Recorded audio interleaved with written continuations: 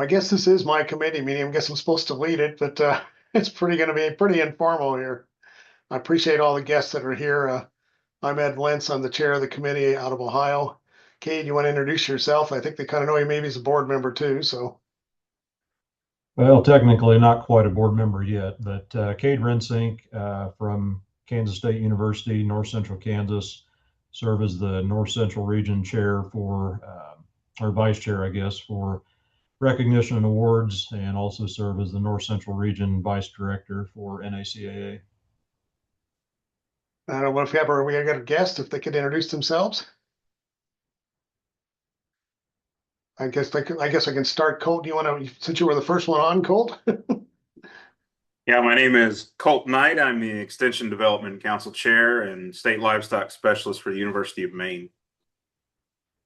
Daniel, I'm just going across my screen here.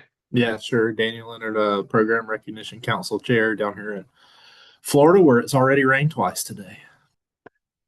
All right, Nick. Hey, Nick Simmons. I'm a county extension director here in the Western Panhandle of Florida, and I guess if all goes well, we'll be the new committee chair at this year's NPIC. For this committee? Correct. All right. Then we got Shelley here. Hi, I'm Shelley Mills from Glasgow, Montana, and I am taking on the recognition position for the state of Montana since we lost the person that was the chair last time. So trying to learn a little bit more about it. Thanks. Thank you. I got Terrell here, or I got another face here, maybe. Terrell? Yeah, Terrell Davis, incoming vice chair for the Southern region. And sorry, I'm at a training today, so we're on our lunch break. Okay. Well, we're glad to hear we got one for the Southern region. That's which state did you say you're from again? Sorry, I'm in Tennessee. I came from Arkansas, so Jennifer Caraway and I worked together for many years before I came to Tennessee, but I'm in Northwest Tennessee now. Well, I was going to see if you're from Texas. Well, you always have to wrestle with the Texas applications. That's what I was. I could see the T there, and I couldn't the TE. And I knew the colors didn't match right, but yeah, the owners of the Power T is Tennessee. Okay. And I think our president-elect was on. Maybe she's off now. Yeah, I'm here. I was thinking you were. This is Connie Strunk from South Dakota, president-elect. Connie, you look like you're doing really well for all the stuff you got to take care of here. Thank you. I know normally we talk about different things, what we got to expect here coming up, and that we also share with you all our concerns that we had. So maybe this could be a fairly quick meeting for the group as a whole. I guess I want to look at filling this gap for the West region. Daniel, is that something you would be interested in, or do you want me to see if I can get the West Regional Director to do that? You're talking about just at the breakfast? It would be the breakfast and also at the banquet. Yeah, I mean, I can do whatever you need me to do for sure. I can plan on being there. Well, the main thing is we have you check people in. The breakfast, that comes critical to make sure we got everybody there. If we have to round anybody up. Yeah, I can help you with that. I was planning on being there. Okay, and then we do the same thing again at the banquet, and then also we each kind of have a part that we do in handing out the pins and everything else at the banquet itself. Yeah, happy to help you. I know you're going to be a little short-handed. But the Western Region Director will be passing out the pins. That'll resolve that problem because they won't be doing double duties. But that's who usually fills in, like the Northeast filled in the time period that we didn't have somebody from the Northeast region. The check-in's not too bad for us at the breakfast and other things because the Northeast and the Western regions are small enough that a lot of times Cade will move over and help them out. Or they'll help each other out because there's just not that many people to check in with those two regions. You're right, Connie. So Daniel helping us out, then that will not be we don't have to work on logistics for that. I can't think of the name right now. The individual from the Northeast has helped us out for 2 years. Just had to fill in. Did a really good job with us. So that'll take care of that. So Daniel, I will use your name as the contact person when I tell them who to look for and so forth. That's And fine. I'll tag you on those emails that will be sending out to what we need to do in that. Kate, is there anything you want to share? Concerns of that? Because I know you're going off this year. I'm going off. We got Nick on here, and we got Terrell, who's quietly wanted to run the gauntlet. I don't think I've got anything. I think probably the two pinch points for the committee is obviously trying to get all of the states to get their applications in, which usually involves a lot of emails and phone calls trying to spur them along, even sometimes after the deadline. But I think for the most part, we get everything done in a pretty timely fashion. And then probably the other thing would be getting set up for the banquet. It seems like there's always a lot of folks willing to help out, and sometimes too many hands can be a little burdensome.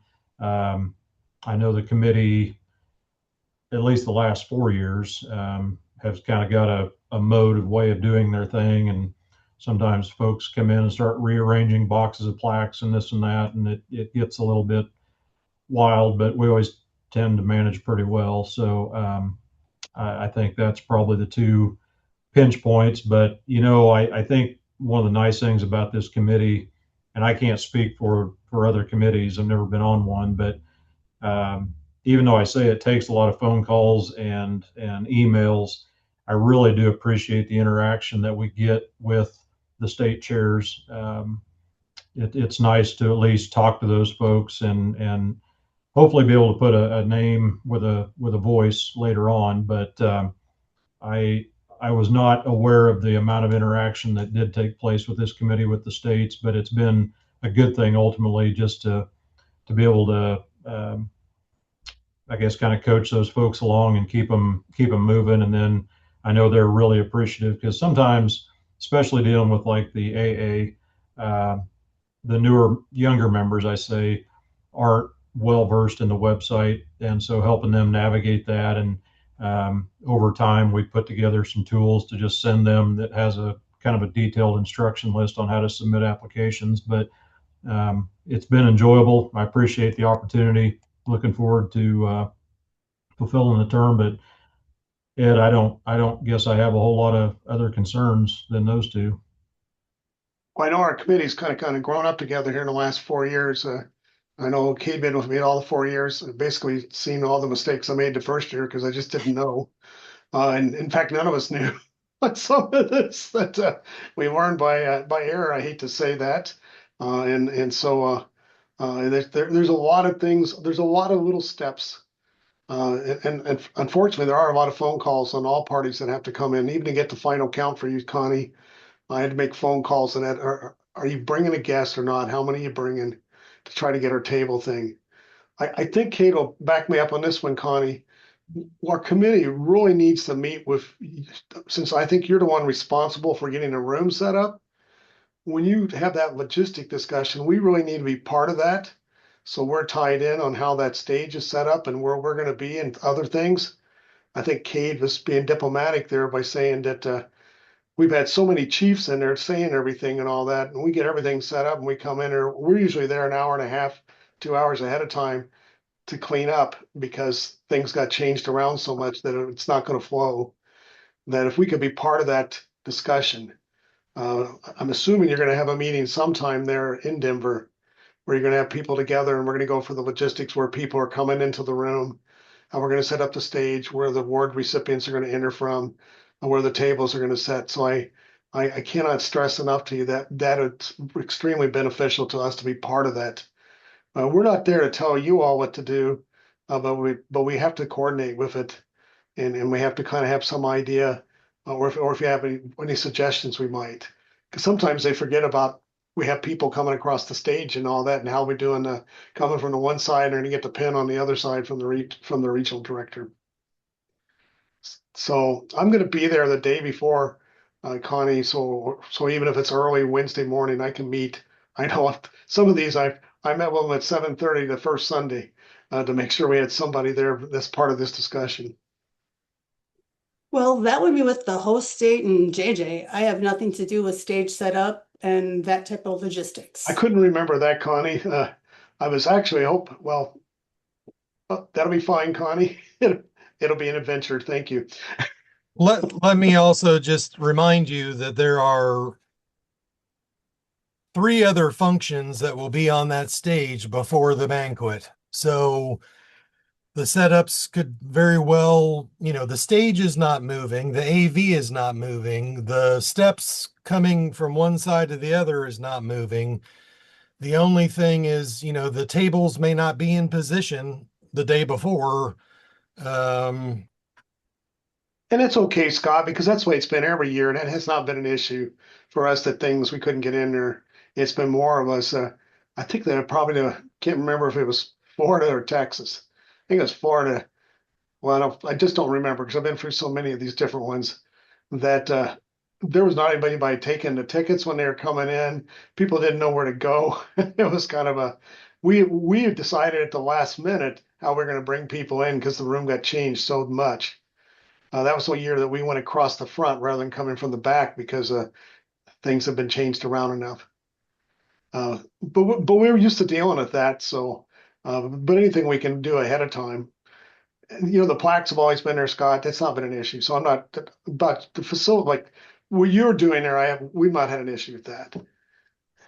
I mean, unfortunately, with any function like this, a lot of those decisions have to be made on the fly. I appreciate the pre-planning efforts. That would be in an ideal world.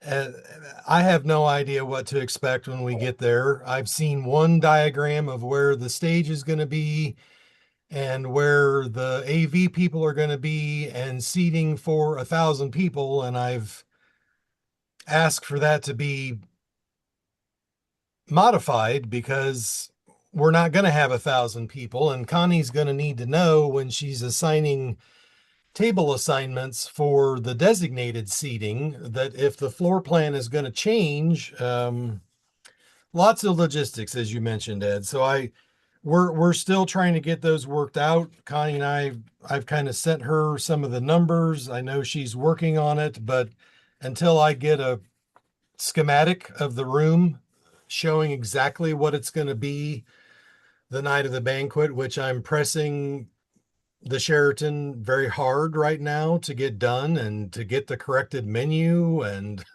it's like, okay, guys, I'm leaving a week from Sunday and we still haven't signed BEOs yet or even seen any that work. So that have corrected menus. So it's all going to work out.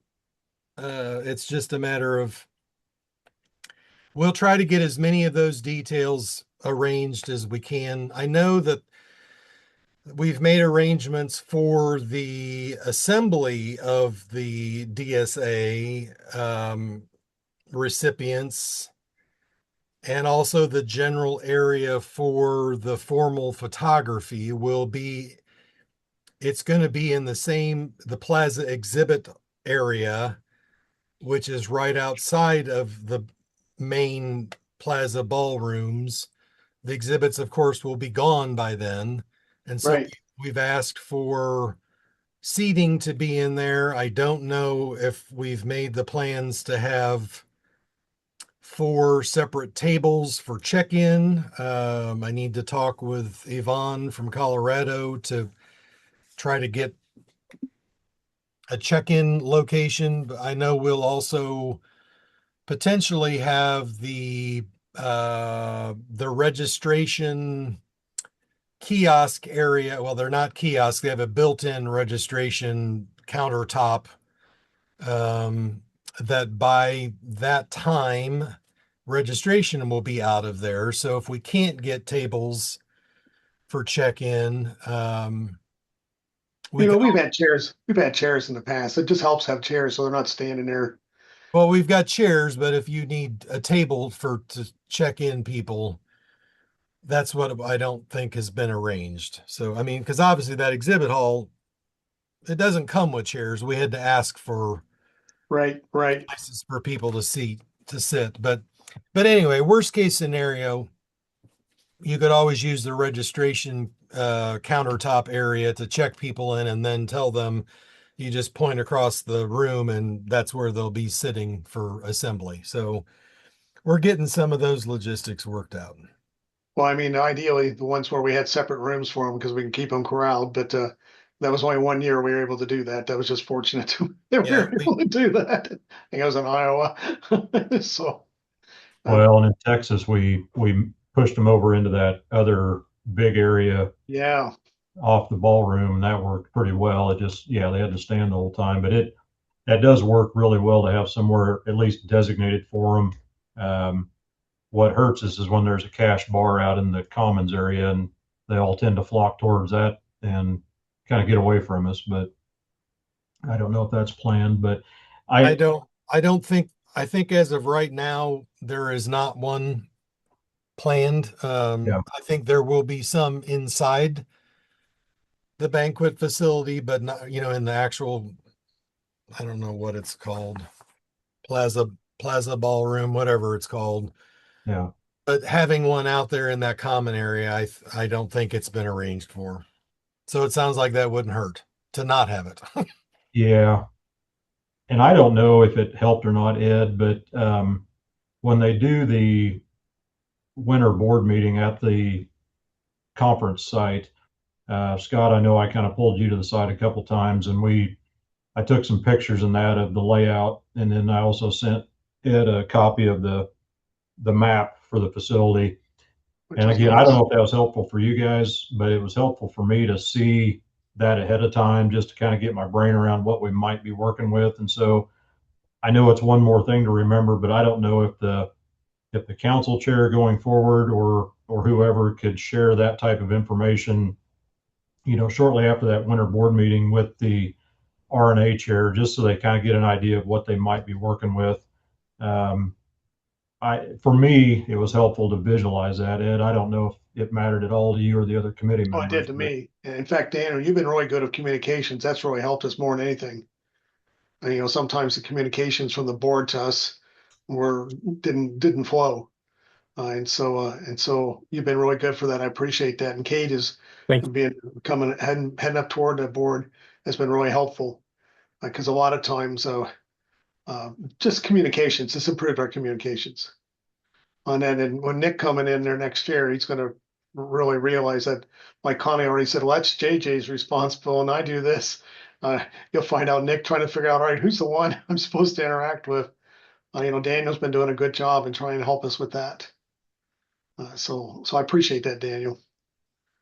On that topic, Ed, and Scott or Connie, the boutonnieres and corsages is the state host. They provide those. And it's been a problem, hasn't it, Cade? Well, I'm just thinking, every year, I think all 4 of us or 5 of us tend to forget, those only go to Hall of Fame and DSA, right? AAs they don't get those that night. I'm pretty sure that's the way it is. I'd have to look at policy, because I know that so much goes towards the boutonnieres. It's directed towards the DSAs, then Hall of Fame. I think it's the discretion if AA or spouses receive any. Okay. And you are correct, Connie, and I'm fairly confident that it's going to be going to DSAs only. Okay. It may very well not be it's not, I think it's been at the discretion, as Connie said, for it to go to other folks, the board, the committee chairs, all that. But I think we gave them a firm count of here's how many DSAs there are, male and female. You figure out corsage, boutonniere. And I have a feeling that that's all they are doing. So. And that's fine. I find Jennifer and we get pretty protective of that box of flowers, because everybody wants to come up and grab one. It's like, nope, yeah, you can't. So, and again, it's a minor deal, but in the grand scheme, it's just one more thing to remember. But as long as you know going into it what the distribution is supposed to be, so you don't give out, we're good. So according to policy, Go ahead. It says boutonnieres are for DSA and spouses. Okay. So not even for the Hall of Fame. Yeah. Okay, thanks, Connie. What we Well, basically right. need to do is find out how many are you going to have, and then we'll figure out how to distribute them. Okay. But the number they're going from is what I've given them. So Yep. And I think we got a pretty good count, Scott. I don't think we have too many. I think the number I got, this is probably the best year I've had as far as feeling confident the number you got is going to be accurate. I think out of all the different ones, I probably only had maybe 4 or most of each group that never responded to anything. And that's pretty good for us because usually we have like 10. Well, and on that, Ed, I think it's happened every year. At least one DSA winner shows up with guests that they didn't turn in or extra guests, and we have to scramble to try to rework the tables a little bit to fit them in. And for the most part, I think we've done a pretty good job of being able to accommodate that. But it just seems like it's every year there's at least one that shows up with extra people. So, Well, I think, working with Scott this year, it would be those who get a ticket from somewhere else because, I told them right up front, you got to have a ticket. And, Scott had me directed if they had other people that they were to get a ticket, they could direct it to him. So I think the word is out that these are not gratis tickets for the banquet. right. We do that for the breakfast, but and when they see that $90 price tag, I mean, I had someone to bring the whole nursery with them of 5 youngsters. They're like, when they heard it was $90 a piece, the youngsters could stay in the nurseries. What they kind of said. So yeah. I will say, I'm really glad that Kate's on here because Kate and Jennifer, I've kind of left them alone to take care of those details because they've been doing a real good job. And every time I try to say something, I'm doing it differently what they would have. So it's worked for them, and so I pay kind of hands off, and I expect that this year too, on how we do the giving out the pens and everything else there on the stage, and also what he's saying about I couldn't even told you about the boutonnieres, Kate. I didn't because I didn't deal with that part. Yeah. So Well, as we talked about earlier, I think the biggest component of this committee is the ability to be flexible and adjust on the fly because every facility is different every year. Every setup's different. You just have a different flow, and so we're extension people. That's what we do. We adjust and overcome, and I don't know that we've had any major train wrecks that have prevented the banquet from happening, and they have all been good. So, except the worst one we had was to do that last minute how we're going to bring them in. Where we basically just went one direction and turned around and came back. So I will add on this that the thing that's really helped us for historical reasons, we have the AAs sit wherever they want. We first did this, they came in as a group, and that's really eliminated a lot of our problems by having them doing that, where we're not bringing them in as a group and introducing them as a group. We do make an announcement to recognize them there, but they can sit wherever they want. And that's really solved a lot of problems. Because trying to get them in one area and then also the DSAs was a challenge at one time. So that's just a little history background. If that comes back up in the board meeting, no, you don't want to bring that back.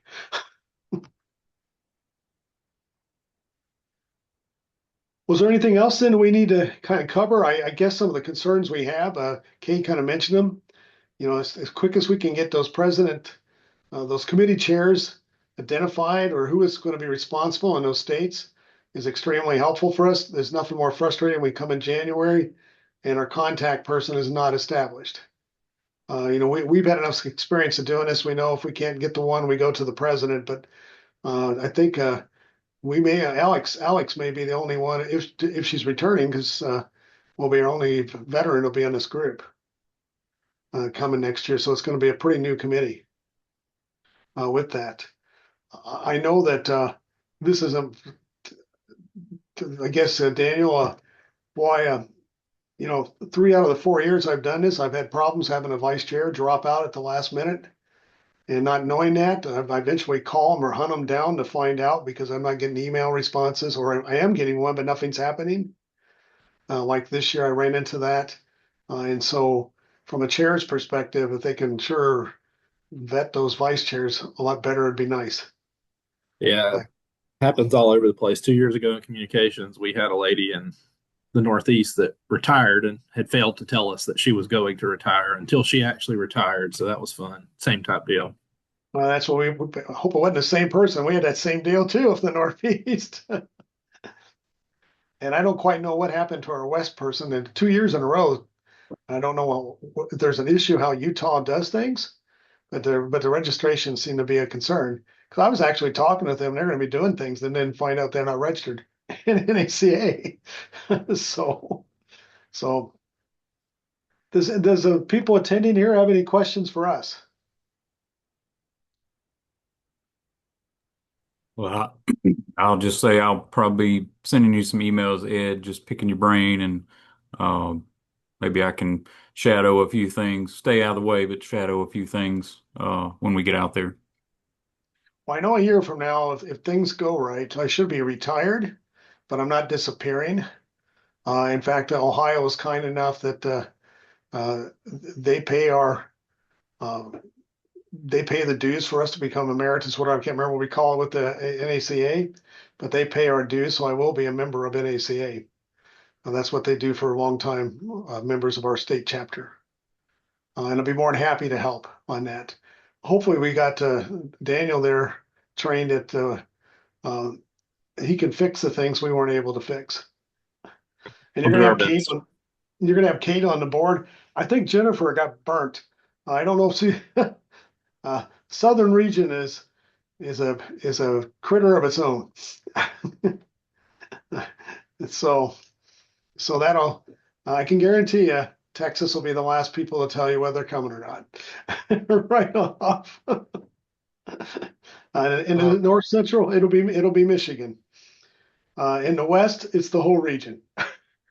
so uh, they're pretty predictable in that way. Um, Anybody else have any other questions for us? Well, Nick, this is Tyrone, Hey, VP. Tyrone. Hopefully, how you doing? Hopefully, incoming president-elect. I'm watching what Connie does, Nick. So I look forward to working with you next year. Sounds good. Appreciate it. Well, since we're not being evaluated by each other here, I tell you, you're really fortunate to be following Connie. Connie's one of the more organized people as far as getting things going in that. So that's good for you, Tyrone. Um, Connie, wait, how do you want us to help you out getting the Hall of Fame people into their seats in that, or do you want us to just completely stay out of that? Because as I said, we're already gathering people in the back. What we had done in the past, my 4 vice chairs would have taken care of each of their regions, and I would have gathered together the Hall of Fame. And then I would have been the one that led the Hall of Fame in, and my wife and I would have sat at their table because there's 10 people at a table, and if there's 8 Hall of Fame, so there's 2 open seats, and they're always up down in the front, just with us with the DSA people. I'd be more than happy to set that precedent doing that, but I know it's your call because you're in charge of that this year. Uh, so, but if that would help you out, we would be willing to do that. As of right now, no, I've got some other arrangements in place. But if that were to change, I'll let you know. You said other arrangements have been made? Okay, so we Yep. don't have to worry about it at all. Nope. Okay. Then the other question comes in is that where do you put the chair of our committee? And what I mean by that, there's no one to walk in with. Do we walk in? We can walk in the back of one of the other groups, or we could just be sitting at the table when the thing starts. Because that's where historically that's where we sat, was with the Hall of Fame people. Let me think about that and I'll get back to you. Okay. I mean, we don't have any strong preference either way, but that'll be a logistic thing that's be different than we've done the years past. I know at one time when I first started, even as a vice chair, we sat with the board members. But I know we want the vice chairs to be with the tables with their region because they're going to make sure they get up at the stage in that. And then the only other thing I have, I need to be near the stage since I have to get up there and do the award presentations.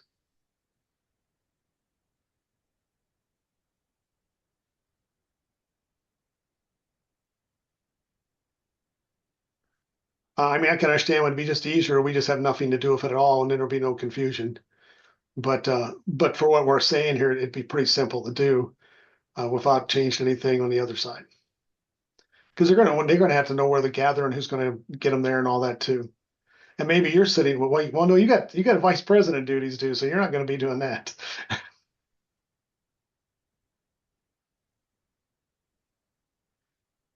Well, I'll just assume we're not doing anything unless you get back with me. Sounds good. Well, I don't think we have anything else, Daniel. Our committee report's pretty short. We only got Kate and I, and like Kate's done a super job for our committee. So, Yep. As usual, y'all did a good job. Thank you. Well, and I'll get you in the loop, Daniel, on where to be and other things to help us out with that Western region. It'll be pretty simple because it's a small region, and Kate and Jennifer, I'm sure, will guide you in what you need to do. Sure. Yeah. Happy to help whatever you need. All right, good. Tyrone, is there anything else you need from our committee? I see a thumbs up. Well, with that, I think we can adjourn this meeting. Thank you all. Appreciate you helping us out today.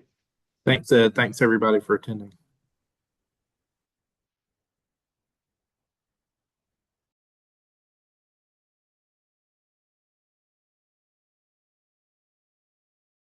I just saw some of your chats. Sorry. Colt, Directors Row F. Bear with me. 9 to 10:30 on Wednesday.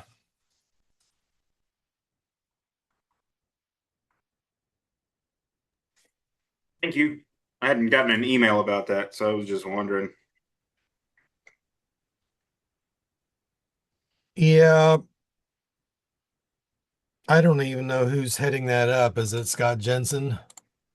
I think it's the past president, right, that does that? Yeah, I think it's Scott because he's the one that asked me about it when I originally sent him the program proof. It wasn't in there. And he's like, "Do we have a room for that?" And I'm like, "No." So we found one and got it in there, but I'll shoot him an email Okay. and tell Sounds good. him he needs to send reminders out to everyone. And because I'm assuming they set times and all that for everybody. So I'll shoot him an email. Okay. Appreciate you. Yep. I'm going to go write a grant budget. That sounds exciting. All right, I'm ending it.